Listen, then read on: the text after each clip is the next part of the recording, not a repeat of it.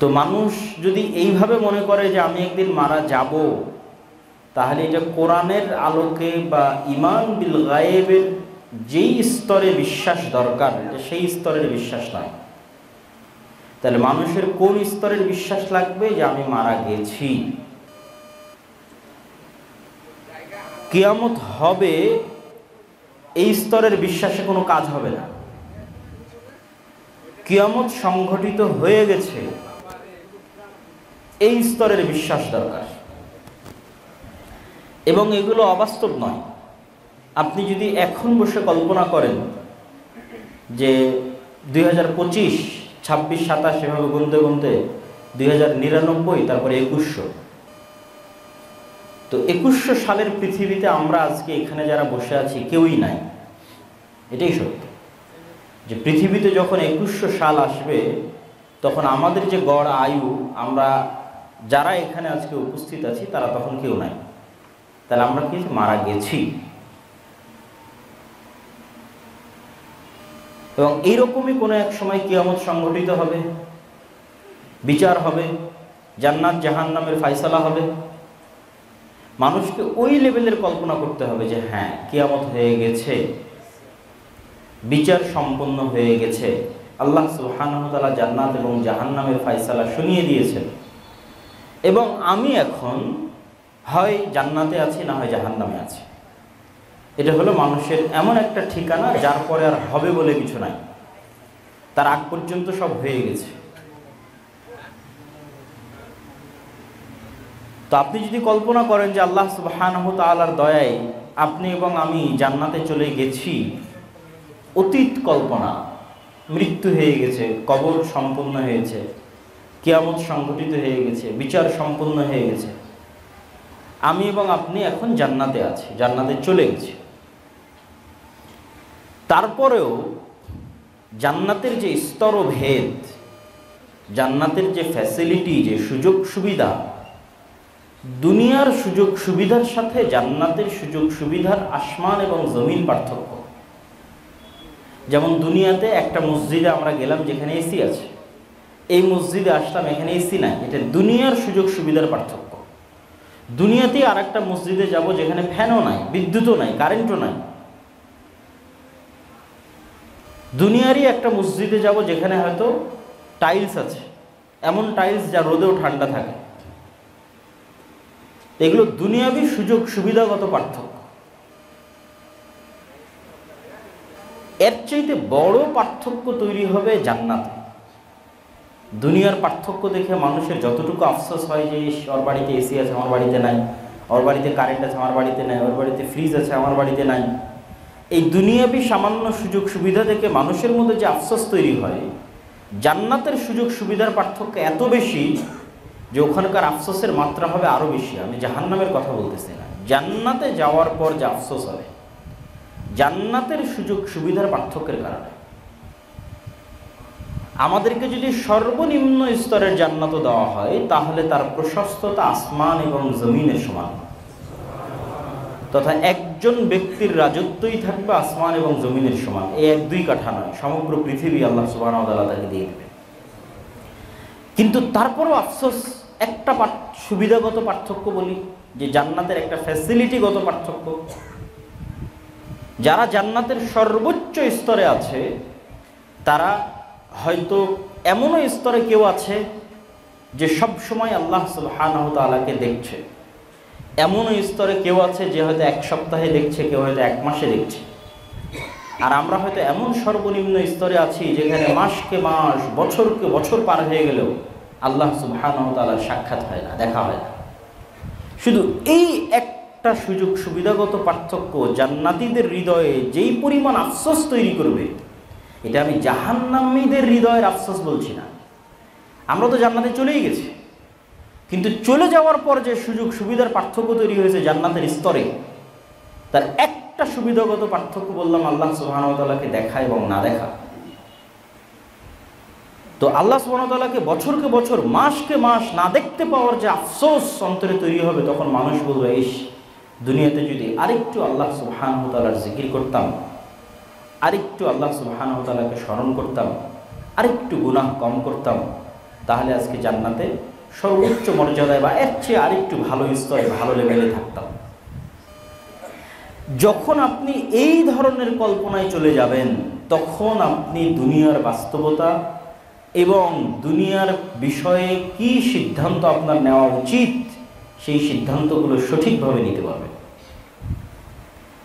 মুসলমানদের অধিকাংশ মুসলমানের ঈমান বিল গায়েব ইয়াকিনের স্তরে তো নয়ই, অধিকাংশ আলেম ওলামা, বিভিন্ন ইসলামী দল সংগঠন, তাদেরও নয়। কি জন্য নয়? সবাই দুনিয়াবি আসবাব, আল্লাহ সুবহানাহু ওয়া তাআলা দুনিয়াতে কার্যকরণের যে সূত্র নির্ধারণ করেছেন, এটিকেই সবাই সব কিছু মনে করে নিয়েছে। দুনিয়াতে কার্যকরণের কিছু লজিক, কিছু সূত্র আল্লাহ নির্ধারণ করে দিয়েছে, এটা কাজ করে। যেমন আগুন জ্বালাবে, এটা আল্লাহরই দেওয়া নির্ধারণ। ছুরি কাটবে, এটা আল্লাহ সুবহানাহু ওয়া তাআলারই দেওয়া নির্ধারণ। যারা জ্ঞানী হবে তারা শক্তিশালী হবে, যারা তাদের টাকা থাকবে, তাদের প্রভাব থাকবে, এগুলো আল্লাহ সুবহানাহু ওয়া তাআলার দেওয়া নিয়ম। তো দুনিয়াবি যে কার্যকরণের সূত্র আছে, এটাই সব কিছু। এই বিশ্বাস 90% বেশি মুসলমানের, আলেম ওলামার, ইসলামী দল এবং সংগঠনের। আল্লাহ সুবহানাহু ওয়া তাআলা চাইলে সবই পরিবর্তন করে দিতে পারেন। ঈমান বিল গায়েব, ঈমান বিল গায়েবের একটা বড় অংশ হচ্ছে ফেরেশতা। ফেরেশতারা পৃথিবীতে আছে, ফেরেশতারা আমাদের সহযোগিতা করতে পারে, ফেরেশতারা আমাদের সহযোগিতায় আকাশ থেকে নেমে আসে, এগুলোর প্রতি আমাদের ন্যূনতম বিশ্বাস নাই। ইয়াকিন তো বহু দূরের কথা। হ্যাঁ, মুখে বলার সময় বলেছি আমানতু বিল্লাহি ওয়া মালাইকাতিহি ওয়া কুতুবিহি ওয়া রাসূলিহি, যে ঈমান আনয়ন করছি আল্লাহর উপর, আল্লাহর ফেরেশতার উপর, পরকালের উপর, কিন্তু বাস্তবে কারো ঈমান নাই। মুসা আলাইহিস সালাতু ওয়াস সালামকে আল্লাহ সুবহানাহু ওয়া তাআলা এটাই শিখিয়েছিলেন যে তুমি বাস্তবে যা চোখে দেখো, এটা হচ্ছে দুনিয়াবি কার্যকরণের সূত্র যা আল্লাহ নির্ধারণ করেছে। কিন্তু আল্লাহ সুবহানাহু ওয়া তাআলা চাইলে এটিকে মুহূর্তে পরিবর্তন করে দিতে পারেন। এটি আল্লাহর শক্তি এবং আল্লাহর ক্ষমতার উপর বিশ্বাস।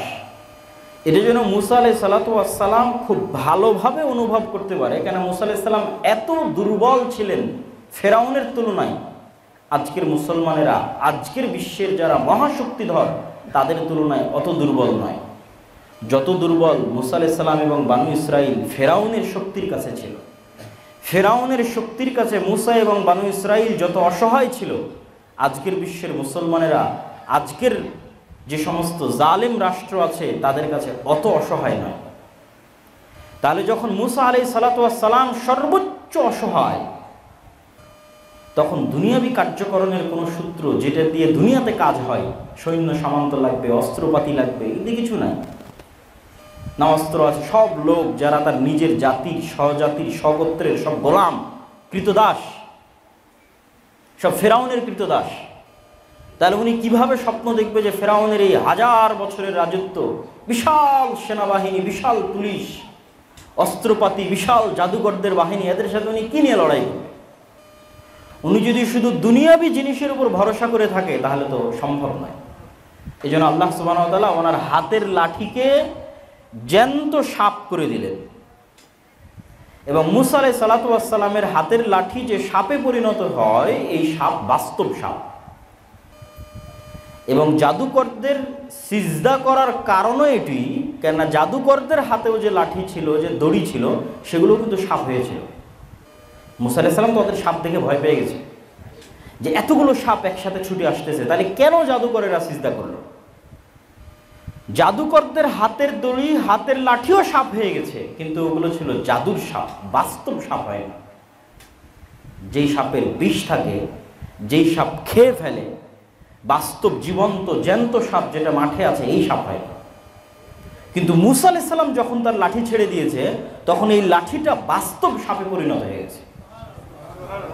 তখন জাদুকরেরা বলছে তো জাদু নয়। আর একটা লাঠিকে বাস্তব সাপে পরিণত করা তো পৃথিবীতে কারো পক্ষেই সম্ভব নয়। তখন তারা সিজদায় অবনত হয়েছে যে না, ইনি আল্লাহ সুবহানাহু ওয়া তাআলার রাসূল। তাহলে মুসা আলাইহিস সালামকে আল্লাহ সুবহানাহু ওয়া তাআলা বাস্তবে দেখাচ্ছে যে পৃথিবীতে তুমি যা চোখে দেখো, এগুলো কিছুই নয়। আল্লাহ সুবহানাহু ওয়া তাআলা চাইলে যদি এই লাঠিকে এখন বাস্তব জ্যান্ত সাপে পরিণত করে দিতে পারে, তাহলে সারা বিশ্বের সুপার পাওয়ারদের কাছে যে পারমাণবিক বম আছে ওগুলোকে পানিতে পরিণত করে দিতে পারে। কিন্তু ওই লেভেলের বিশ্বাস, ইয়াকিন মুসলমানদের নাই। যেই লেভেলের ইয়াকিন এবং বিশ্বাস আল্লাহ মুসা আলাইহিস সালামের মধ্যে তৈরি করেছিল, যে তুমি দুনিয়াবি আসবাবের উপর ভরসা করিও না, তুমি শিখো যে আল্লাহ সুবহানাহু ওয়া তাআলা তোমার সাহায্যে, তোমার সহযোগিতায় যা ইচ্ছা তাই করতে পারে। মুসা আলাইহিস সালাম তো আর জানতেন না যে আল্লাহ সমুদ্রের মধ্যে রাস্তাও তৈরি করে দিতে পারে, এটা জানতেন না। কিন্তু এই বিশ্বাস উনি অর্জন করেছিলেন যে আল্লাহ যা ইচ্ছা তাই করতে পারে, আমাকে ঈমান বিল গায়ব রাখতে হবে, আল্লাহর ক্ষমতা, আল্লাহর শক্তির উপর বিশ্বাস রাখতে হবে।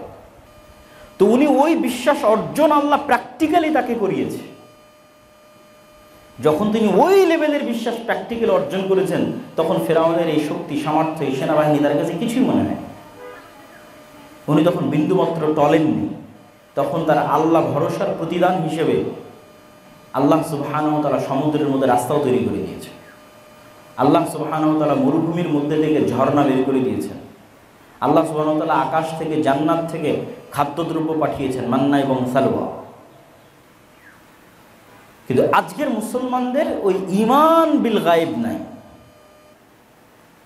যে আমি আমার আদর্শ এবং নীতির উপর অটল থাকব, আল্লাহর সহযোগিতা আসবে, এই বিশ্বাস নাই। আরে না, আমাকে এটা অর্জন করতে হলে তো এটা ছাড় দিতে হবে, আমাকে এটা অর্জন করতে হলে এটা বাদ দিতে হবে। আমি যদি এভাবে, দুনিয়া এখন এইভাবে চলে না, দুনিয়াতে আপনাকে টিকে থাকতে হলে এভাবেই থাকতে হবে। ফলত শরীয়তের মধ্যে, ইমানের মধ্যে, আমলের মধ্যে হাজারো এবং শত রকমের বিকৃতি নিয়ে মানুষকে সন্তুষ্ট করার প্রবণতা, বড় বড় পরাশক্তিদেরকে সন্তুষ্ট করার প্রবণতা, যে তারা সন্তুষ্ট, এখন আর এইভাবে চলবে না। কিন্তু আল্লাহ সুবহানাহু ওয়া তাআলা সন্তুষ্ট হলে আল্লাহ সুবহানাহু ওয়া তাআলা যে ফেরেশতা অবতীর্ণ করতে পারেন, এই বিশ্বাসই নেই। অথচ রাসূলুল্লাহ সাল্লাল্লাহু আলাইহি ওয়াসাল্লামের সহযোগিতায় আল্লাহ সুবহানাহু ওয়া তাআলা বহুবার ফেরেশতা অবতীর্ণ করেছে। এবং মানুষ আজকে যেই বন্ধু বান্ধবের সাথে পরিচিত, যে আত্মীয় স্বজনের সাথে পরিচিত, আল্লাহ যখন নিজে মানুষকে তৈরি করেছেন, তখন আদম আলাইহিস সালাতু ওয়াস সালাম না তার কোনো ছেলের সাথে পরিচিত হয়েছেন, না তার কোনো স্ত্রীর সাথে পরিচিত হয়েছেন, না কোনো মানুষ বন্ধু বান্ধবের সাথে পরিচিত হয়েছেন, না কোনো মানুষ শত্রুর সাথে পরিচিত হয়েছে। আদম আলাইহিস সালাতু ওয়াস সালামকে পৃথিবীতে আনার পরে মানুষ ছাড়া আর দুইটা জীবন্ত সৃষ্টি জীবের সাথে আল্লাহ পরিচয় করিয়েছেন, একটা ফেরেশতা, একটা শয়তান। তাহলে মানুষের প্রথম পরিচয়, প্রথম বন্ধুত্ব, প্রথম শত্রুতা মানুষের সাথে হয়। মানুষের প্রথম পরিচয়, প্রথম বন্ধুত্ব, প্রথম শত্রুতা হয়েছে ভিন্ন জগতের দুই সৃষ্টি জীবের সাথে, একটা শয়তান, একটা ফেরেশতা। কিন্তু আমাদের তো ওই লেভেলের বিশ্বাসই নাই যে হ্যাঁ, আমার কাঁধে বাস্তবে দুইজন ফেরেশতা আছে, অথবা এখন বাস্তবে এই মসজিদে ফেরেশতারা অবস্থান করতেছে, অথবা রাসূল সাল্লাল্লাহু আলাইহি ওয়াসাল্লাম বলেছেন জুমার দিন মসজিদের দরজায় ফেরেশতা বসে থাকে এবং যত মানুষ আসতে থাকে তাদের নাম লিখতে থাকে। যখন খতিব মেম্বারে দাঁড়িয়ে যায়, আজান হয়, তখন তারা খাতা বন্ধ করে দিয়ে তারাও মসজিদে খতিবের বক্তব্য শোনার জন্য বসে। এটা শুধু আমরা শুনেছি, কিন্তু বাস্তবে যে এটি ঘটতেছে এই লেভেলের বিশ্বাস নাই। কিন্তু ওই লেভেলের বিশ্বাস যারা সচক্ষে দেখেছে তাদের আছে। যেমন সাহাবীরা, তারা সচক্ষে দেখেছে।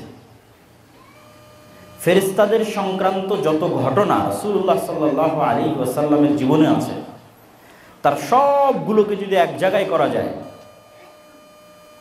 তো অসংখ্য ঘটনা হবে, যা আজকের এই বক্তব্যে বলে শেষ করতে পারবো না। এটা আমাদের বিস্তারিত একটা বই আসতেছে, এমনি দুই একটা ঘটনা ধরে। এরকম একদিন বৈঠকে এরকমই মানুষ, মদিনা তো অত বড় শহর নয়, আজও ছোট শহর, সেই দিন তো আরো ছোট ছিল। তো একজন অপরিচিত মানুষ আসলো, তো এত ছোট শহর, আর এটা তো আজকের সফর নয় যে আমি আব্দুল্লাহ ঢাকা থেকে সৈয়দপুর বিমানে আসলাম, ওইটা তো এই যুগের সফর নয়। তখন সফর মানে মরুভূমির ধুলাবালির মধ্যে সফর।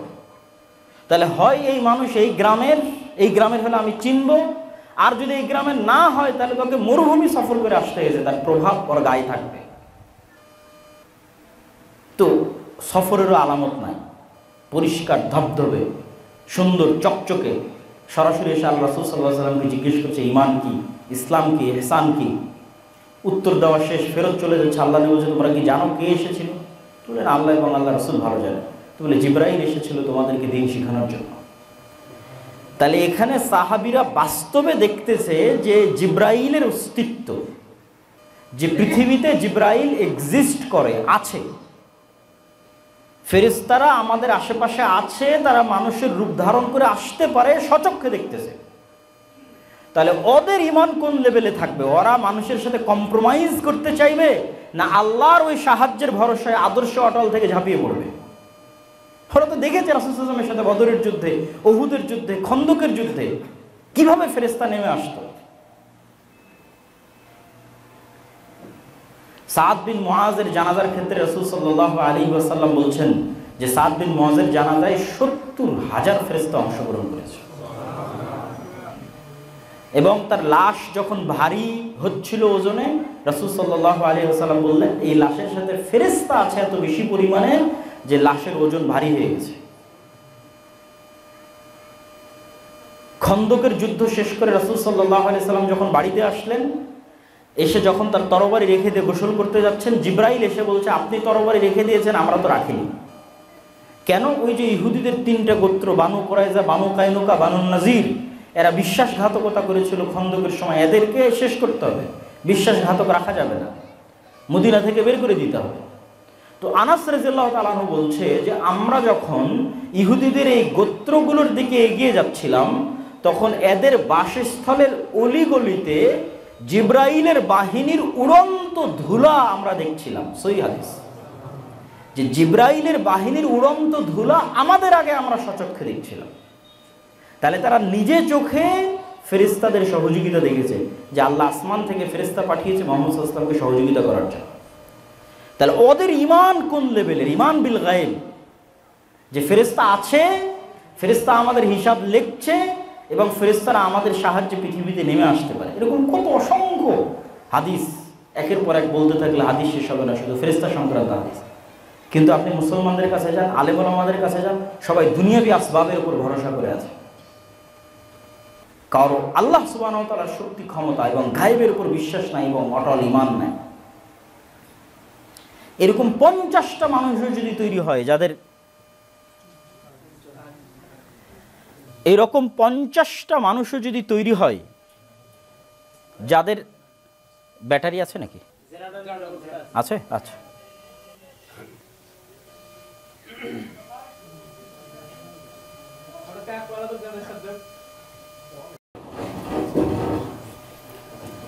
আমরা বলছিলাম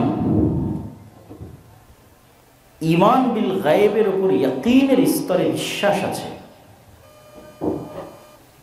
এরকম 50 জন মানুষও যদি তৈরি হয়, 100 জন মানুষও যদি তৈরি হয়, যাদের সাথে আল্লাহ সুবহানাহু ওয়া তাআলার সম্পর্ক এবং যোগাযোগ অত্যন্ত মজবুত, যারা তাদের জিহ্বাকে ব্যস্ত রাখে আল্লাহ সুবহানাহু ওয়া তাআলার স্মরণে, এবং যাদের সাথে ফেরেশতার বন্ধুত্ব অত্যন্ত মজবুত, যাদের সাথে শয়তানের শত্রুতা অত্যন্ত টপ লেভেলের, এরকম 50-100 জন মানুষ বাংলাদেশের ক্ষমতা না, সারা পৃথিবীর ক্ষমতা দখল করে নিতে পারবে।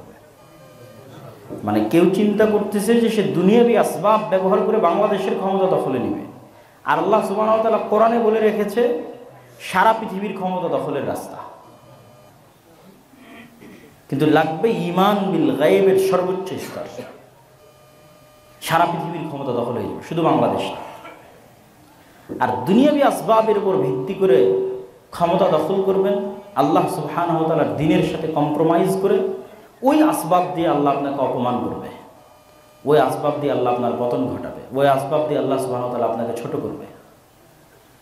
এটা আল্লাহ সুবহানাহু ওয়া তাআলার নিয়ম। মানুষ যখন আল্লাহ ব্যতীত অন্য কাউকে বেশি ভালোবাসে, ইবনুল কাইয়িম রাহিমাহুল্লাহ বলছেন, ওইটা দিয়ে আল্লাহ সুবহানাহু ওয়া তাআলা আপনাকে কষ্ট দেয়।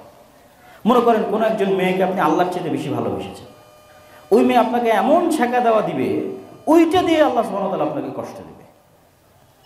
এই জন্য ভুলেও কোনো কিছুকে আল্লাহ সুবহানাহু ওয়া তাআলার চেয়ে বেশি ভালোবাসতে নেই। মনে করেন টাকাকে আপনি আল্লাহ সুবহানাহু ওয়া তাআলার চেয়ে বেশি ভালোবাসতেন, টাকা দিয়ে আল্লাহ সুবহানাহু ওয়া তাআলা আপনাকে ধ্বংস করে দেবে। এটা আল্লাহ সুবহানাহু ওয়া তাআলার নিয়ম। তো ফেরেশতাদের সাথে বন্ধুত্ব, আল্লাহ সুবহানাহু ওয়া তাআলার গায়েবের উপর বিশ্বাস, শয়তানের সাথে শত্রুতা, এটাই আদম আলাইহিস সালাতু ওয়াস সালাম আমাদের আদি পিতা সাথে ঘটেছে, ওটাই আমাদের রাস্তা। এই জন্য আপনাকে এবং আমাকে সতর্ক করার জন্য রাসূলুল্লাহ সাল্লাল্লাহু আলাইহি ওয়াসাল্লাম বলেছেন, মা মিন মাউলুদিন, এমন কোনো আদম সন্তান নেই, জন্ম নেয়নি, যার সাথে দুইজন বন্ধু সবসময় থাকে না। একজন ফেরেশতা বন্ধু, একজন শয়তান বন্ধু। প্রত্যেক আদম সন্তানের সাথে সবসময় একজন শয়তান বন্ধু, একজন ফেরেশতা বন্ধু। এবং রাসূল সাল্লাল্লাহু আলাইহি সাল্লাম আরও বলছেন, মানুষের মাথায় যখন কল্যাণকর কোনো চিন্তা আসে ওটা ফেরেশতার কাছ থেকে, অকল্যাণকর কোনো চিন্তা আসে সেটা শয়তানের পক্ষ থেকে।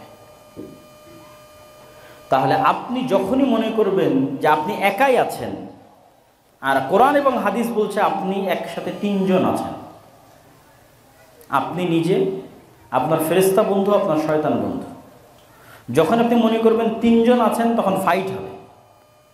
আর যখন মনে করবেন আপনি একাই আছেন এবং মনে করছেন ফজরে ঘুমিয়ে আছি, এটা তো আমার নিজের জন্যই ঘুমিয়ে আছি, গান শুনছি, এটা তো আসলে আমারই শুনতে ভালো লাগছে এই জন্য শুনছি, এটাই তো শয়তানের সবচেয়ে বড় ধোঁকা এটাই।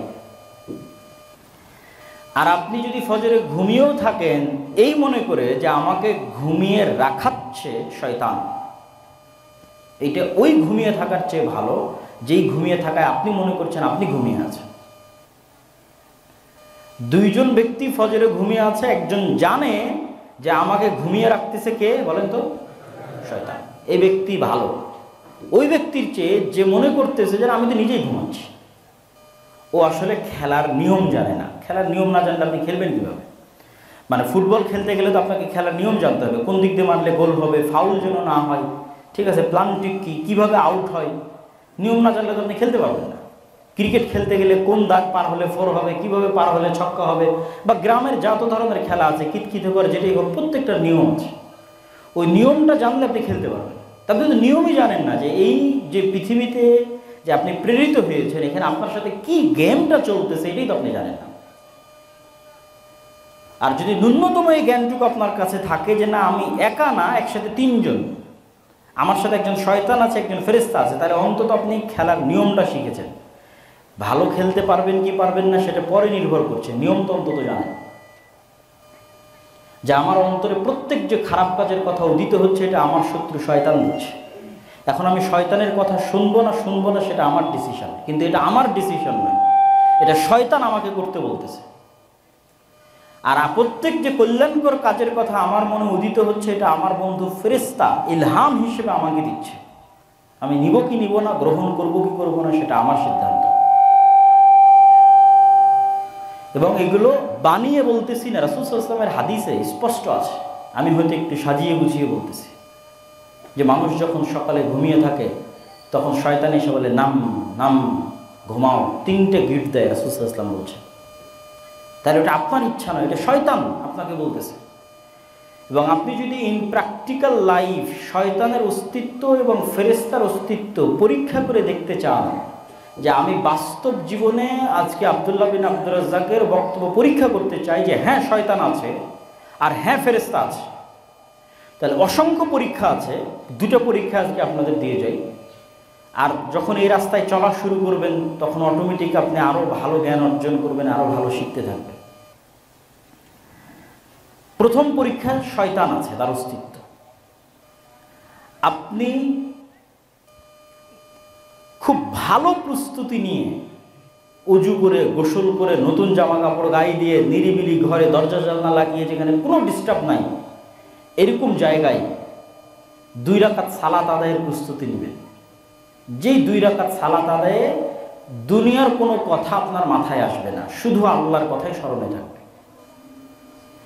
এই যে এত লম্বা প্রস্তুতি নিয়েছেন, নিজের নাফসের উপর কন্ট্রোল রাখতেছেন, কোনো ডিস্টার্ব নাই, মোবাইল নাই, আওয়াজ নাই, সাউন্ড নাই, কিচ্ছু নাই, সালাত শুরু করেছেন, 2 মিনিট যেতে না যেতেই 2 মিনিট যেতে না যেতেই আপনি দেখবেন যে আপনার মন আল্লাহ সুবহানাহু ওয়া তাআলার স্মরণ ব্যতীত কোনো দুনিয়াবি স্মরণে লেগে গেছে, অথচ আপনি বুঝতেই পারেননি, আপনার অজান্তে। মানে যদি আপনার জানতে হতো তাহলে আমি বুঝতাম যে না শয়তান নাই, কিন্তু আপনার মন আপনার অজান্তে, আপনি তো সজাগ আছেন, সচেতন আছেন, যেন আমি পুরো সালাত আল্লাহকে স্মরণে রাখতে পারি, দুনিয়ার কোনো কথা যেন না আসে। সজাগ, সচেতন, কনসাস, কনসেন্ট্রেশন থাকার পরেও মন অন্যদিকে চলে গেছে। তাহলে মনকে কে নিয়ে গেল অন্যদিকে? বলেন, কে নিয়ে গেল? শয়তান। আর কি প্রমাণ নেবেন শয়তানের অস্তিত্বের? কাল্ব, মানুষের কাল্ব হচ্ছে পৃথিবীর এত উন্নত লেভেলের প্রযুক্তি যে এটা কালেব, সদা সর্বদা পরিবর্তনশীল।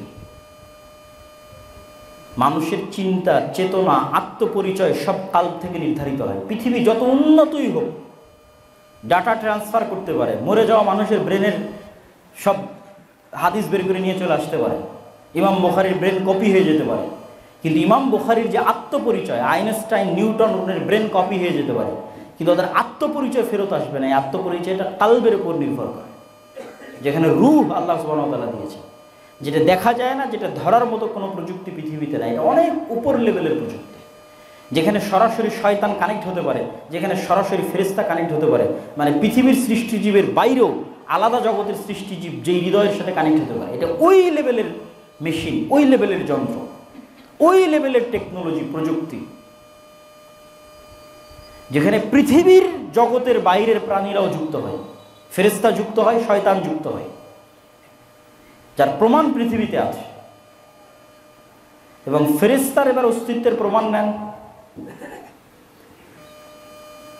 কোনোদিন যদি পরীক্ষা থাকে, তাহলে পরীক্ষা ধরার জন্য ঘুম থেকে উঠতে হবে রাইট টাইমে, এটার জন্য যেরকম শক্ত নিয়ত থাকে, কখনো যদি ট্রেন থাকে, বিমান থাকে, তাহলে ট্রেন বিমান ধরতে হবে, এইটার জন্য ঘুম থেকে সঠিক সময় জাগতে হবে, এটার জন্য যেমন শক্ত নিয়ত থাকে, এই রকম শক্ত নিয়ত একদিন করবেন ফজরের সালাতের জন্য।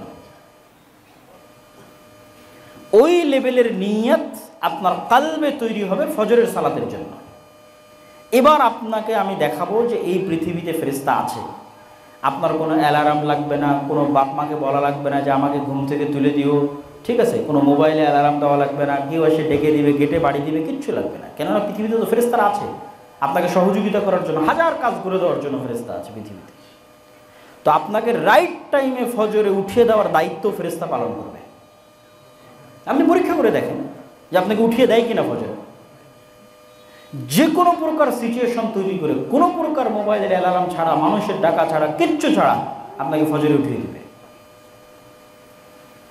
সেই সিচুয়েশন ফেরেশতাই তৈরি করবে, আল্লাহ সুবহানাহু ওয়া তাআলার আদেশে তৈরি করবে।